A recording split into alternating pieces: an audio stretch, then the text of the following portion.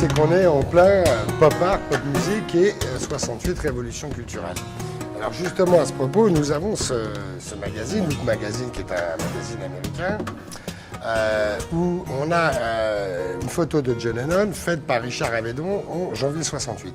En fin de compte, toute la thématique de l'expo repose là-dessus.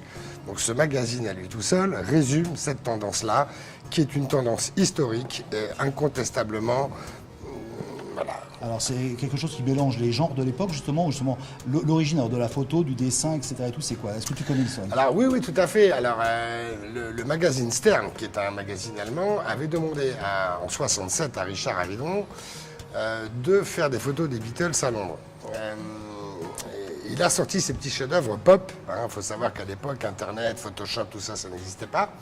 Donc c'est réellement des photos pop. C'est un petit peu l'avant-garde. Voilà. Donc Stern sort en 67 la une avec les 4 photos des Beatles par Richard Avedon. Le Look Magazine les reprend en janvier 68. Et le Daily Express, journal britannique, en fait aussi une en février 68. Alors tu disais justement les 4 Beatles, c'est ça? Voilà, les 4 Beatles, c'est ça. Donc George Harrison, Paul McCartney, John Lennon et Ringo Starr. Alors, ce qui est intéressant de constater, c'est que entre l'Allemagne, les États-Unis et l'Angleterre, à quelques mois d'intervalle, ça a été subitement un tsunami médiatique, pop, au niveau planétaire. Tout le monde occidental a avalé, a découvert ces visuels-là, et on peut considérer que aussi bien le pop art et la pop musique non seulement pouvaient être les piliers, mais étaient les témoins incontestables de cette révolution culturelle que nous avons connue en mai 68. Donc c'est un graphisme qui a, je dirais, accompagné la musique. En fait, c'est authentifié. Totalement. Un mouvement. On est dans le pop art et la pop musique. Et en fin de compte, déjà en 67, c'est Peter Black qui avait fait Sgt Pepper. Et on peut, dès le départ, considérer que les peintres et les plasticiens étaient en totale corrélation avec les musiciens. Le tout orchestré, bien évidemment, par les maisons de disques, puisque c'est les maisons de disques qui choisissaient les artistes et avaient compris que la pochette artistique et avant-gardiste était le packaging de l'époque. Alors ce packaging de l'époque, aujourd'hui, est totalement différent. Donc c'était très précurseur. Mais ce qui fait la valeur de ces œuvres, justement, tu me parlais tout à l'heure de peintre. Aujourd'hui, on est sur du Photoshop. Quelque chose comme ça, on fait avec Photoshop. À l'époque, la création de ça, c'était fait comment, d'après ce que tu connais? C'était de la peinture. Alors, pour Richard Avedon, c'était de la photo, et c'était de la photo travaillée en labo. Pour Peter Black, c'est de la photo et du collage, on le voit bien. On voit les découpes, on les voit. Donc c'est du collage, c'est de la composition. Donc voilà, on a eu de tout, des graphistes, des peintres, des photographes. D'accord. Et ensuite, donc ça c'est l'album. Alors voilà, ça c'est l'album First, c'est-à-dire qu'en l'an 2000, un inconditionnel des Beatles a sorti une édition spéciale. Et donc il y a eu une série très limitée de 500 pictures disques à l'effigie des 4 Beatles qui sont recto verso. Alors malheureusement, quand on les encadre, on ne peut pas voir les deux côtés. J'ai choisi McCartney et Lennon, mais je ne vous cache pas que j'ai aussi aimé mettre George Harrison et puis Ringo Starr. Nous l'avons ici. D'accord, donc ça sera une prochaine exposition, on aura les 4. Voilà. Donc, voilà. Et la recherche, par contre, de ce type d'album aujourd'hui, c'est quoi? C'est du chinage? C'est quoi? C'est de l'investigation. C'est de l'investigation, c'est du chinage pur et dur, que ça soit aux États-Unis, en Angleterre, en Allemagne, au Japon. Voilà, donc des correspondants un peu partout, Internet bien évidemment, et puis le décalage horaire qui va avec, puisque quand on travaille avec les États-Unis, forcément on se couche tard. Alors pourquoi Dali derrière sur ces murs-là? Alors pourquoi Dali sur ces murs-là? En fin de compte, il faudrait rebondir sur le disque qui est là-bas. Les éditions Taschen ont sorti un très bel album qui s'appelle Art Record Cover, où la couverture c'est le fameux John Lennon de Warhol. Et on découvre que Dali est le premier artiste à avoir fait une pochette.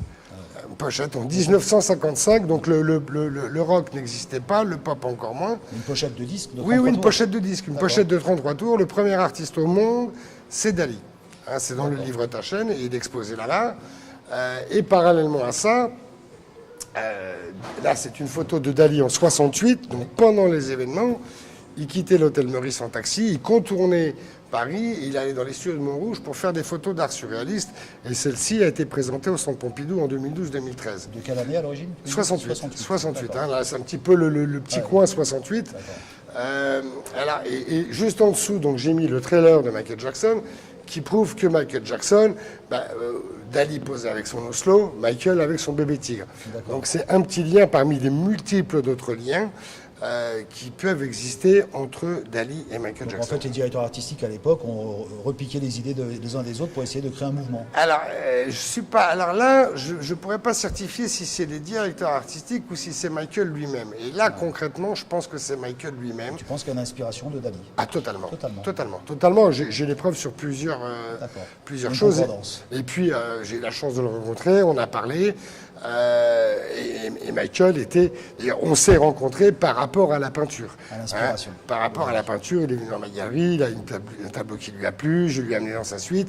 On a parlé, on devait élaborer une pochette de disque ensemble. Donc, la rencontre avec Michael est par rapport à la peinture. Et c'est un grand fan de peinture.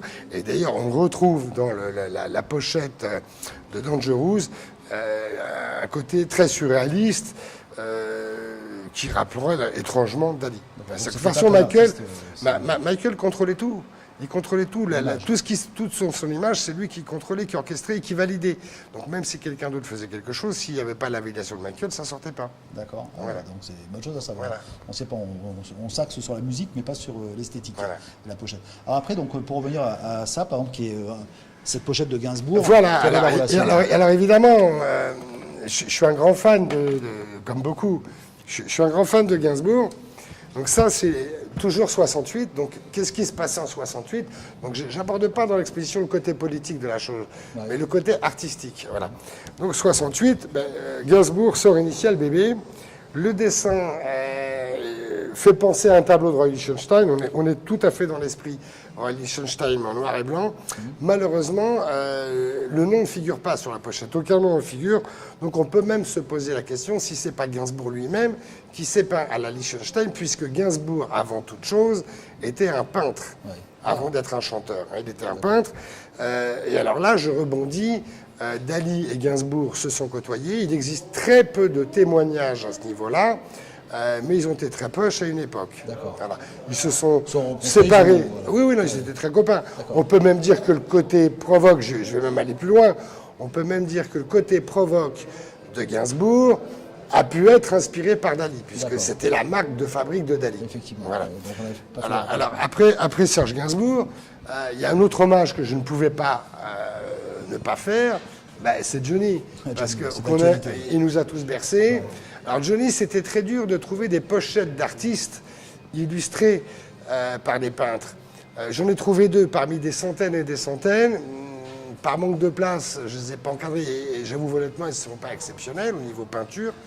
Par contre, je suis très fier de pouvoir présenter ces 2 45 tours qui sont tous les 2 de 68.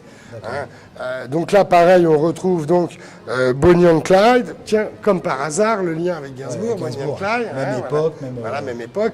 Et puis celui-ci avec les Harley et la révolte. Voilà.